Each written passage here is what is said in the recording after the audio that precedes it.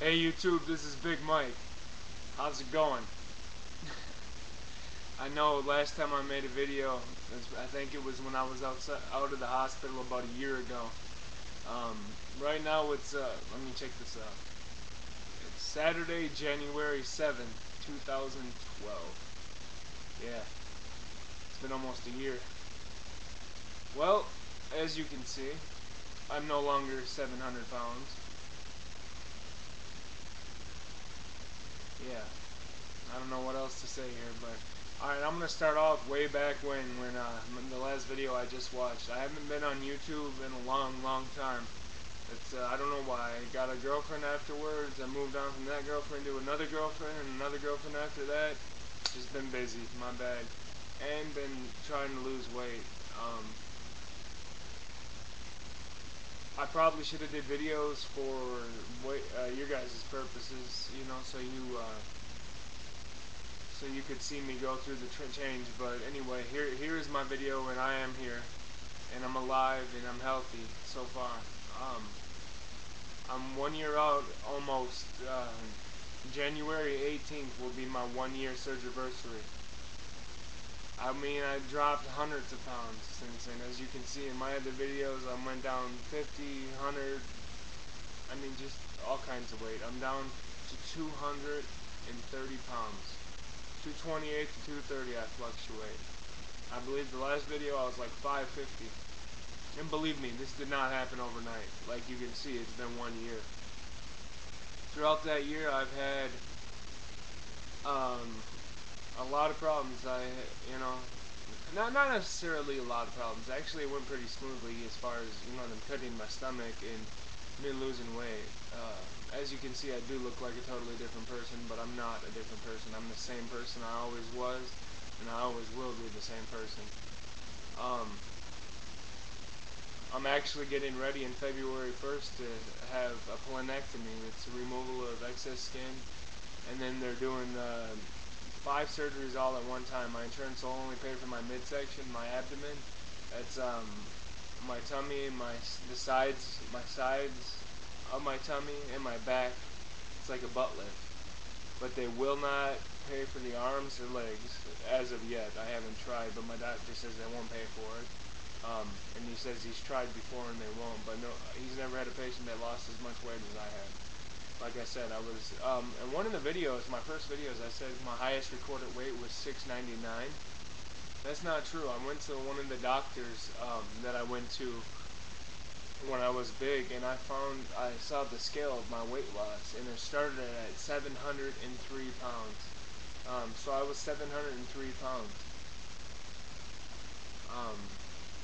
I don't even know how much it is. 703 minus. Let's figure it out, matter of fact.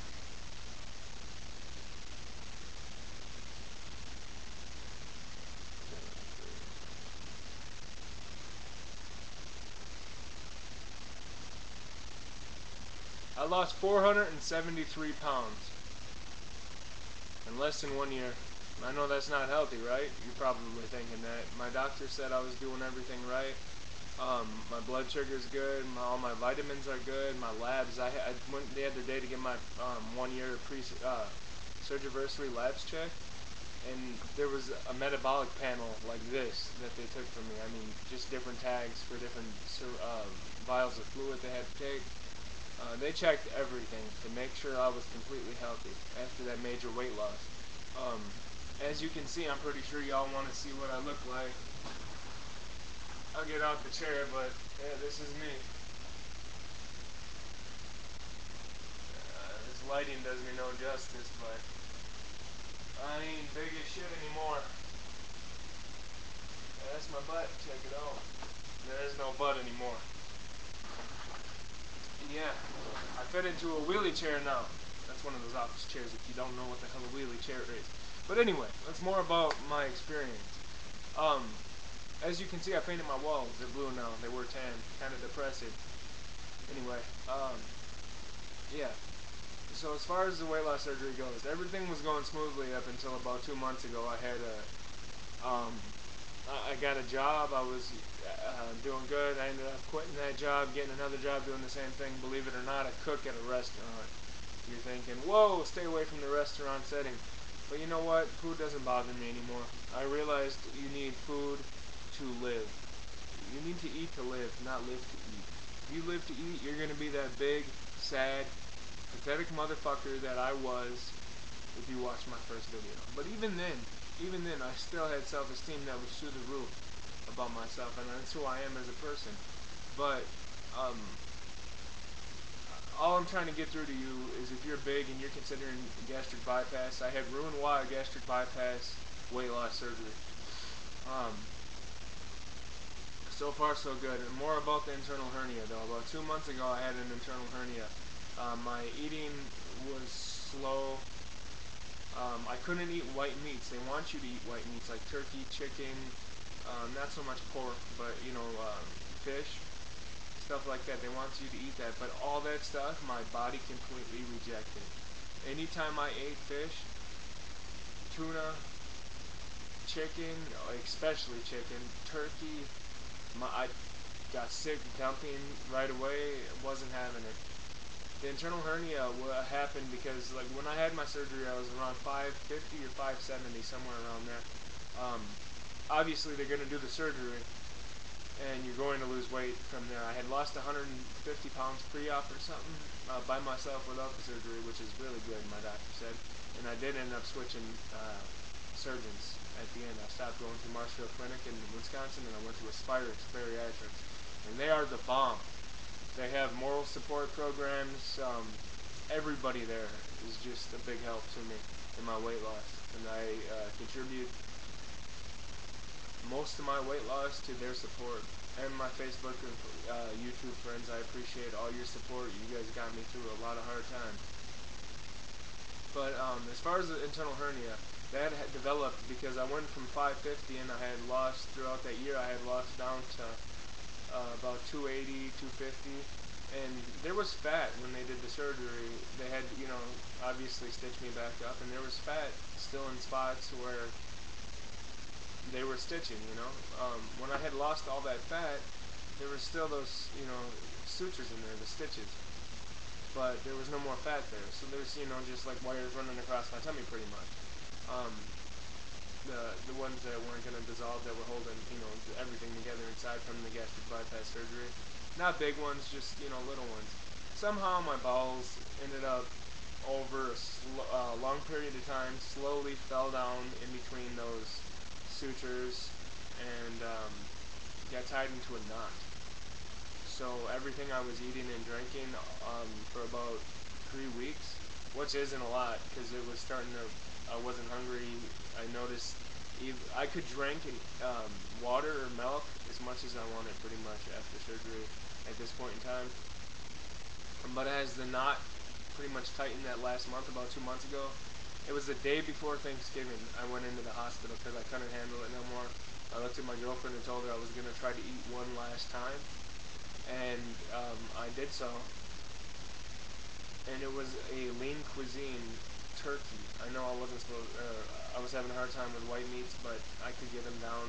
And as long as it, it had a little bit of gravy with it, so it would slide down. It's slider food. Anybody who has a gastric bypass knows that if you have liquid, not liquid, but something like gravy or ketchup or something, and you're eating it with your food, it slides down a little bit easier, and it's a little easier for you to tolerate. I figured it had some, it was a lean cuisine, it had 255 calories total. I figured it wouldn't be no big deal. I didn't know I had an internal hernia the day before Thanksgiving. And it was a coincidence that I was eating a turkey and mashed potato lean cuisine. But it was the only thing I had eaten and wanted to eat. I even tried drinking milk and water. At this time, it was hurting as it went down. And my doctor's 2 hours away, so I was doing so good. I wanted to try to stay out of the hospital, and I was, just trying to do it on my own. So my stubborn ass finally realized after that, and I thought it was dumping I was having for that month. I thought every time I was eating, I was dumping. So I was mistaking the pain I was having for dumping syndrome, which is, they were so close and similar that I couldn't tell the difference. So if your pain persists for a while, every time you eat, You know, even if you're eating things that you know you can tolerate and you're not tolerating them, um, go to the doctor. Don't wait. My doctor said I was stupid for waiting so long. But just to let you all know, I had an internal hernia. My intestines got tied up into a knot. After that surgery, I went in the day before Thanksgiving. I live in northern Wisconsin, about 5 hours away from Chicago. Most of my family lives in Chicago. I was supposed to be in Chicago on Thanksgiving and the day after Thanksgiving for a week. The day after Thanksgiving, I went in the day before, supposed to be packing my bags at this time when I went in. Didn't call nobody. I didn't want to worry them. I didn't think I was going to be staying. I wake up the day after Thanksgiving. My surgeon's colleague, his partner to say, that did my gastric bypass was there. I didn't know who this guy was. He said he was my surgeon and he had did internal hernia surgery on me and repaired it and told me what was going on, and I was just bewildered at the whole thing. I couldn't believe that I had woke up and I wasn't in Chicago, and my family blew up my phone wondering where I was at, and I mean both sides of my family, my mom's side and my dad's side, they're completely separate. They just happen to live in Chicago. So my whole family's freaking out. My girlfriend's there bawling her eyes out at the time. So, yeah, she was like, you're awake now, I'm going to go to sleep. She stayed up the whole time waiting with me. Come to find out, I was going to be alright. I went through that surgery, and then after that surgery, now I can eat white meats. I can eat pork, I can eat turkey, I can eat chicken, ham. Not a lot of it, I'm not saying I can eat like a whole bunch, but I can eat a little bit more than I could before I had went in for the surgery. I don't know if they did an endoscopy, went down to my stump pouch or what with a camera and opened up my pouch a little bit more, but I can tolerate a little bit more food. I'm still eating. Stuttering on my words, but before the surgery, sorry about that light in the background, I'm trying to block it with my head, but before my surgery, I was eating beef. For some reason, like lean beef, I was able to tolerate. Many people that have gastric bypass say they can't tolerate beef, but I could, just not white meats. So I stuck to that. Now I can eat white meats, I can eat beef, I can eat pork. Not a lot of it, just a normal portion size. I found that turkey burger, white turkey breast, I don't even know, Junio turkey burger, I eat that a lot. It has 97% fat free, it's 3% fat, it's like 97% lean, which, it's hard, it's way better than hamburger, and not to tell you the truth, but you add some hamburger spice to it, you can't even tell it's not hamburger. And them little, I don't know who makes them, but they're like hamburger buns, but they're thin. They make hot dog buns like them too, but they're thin.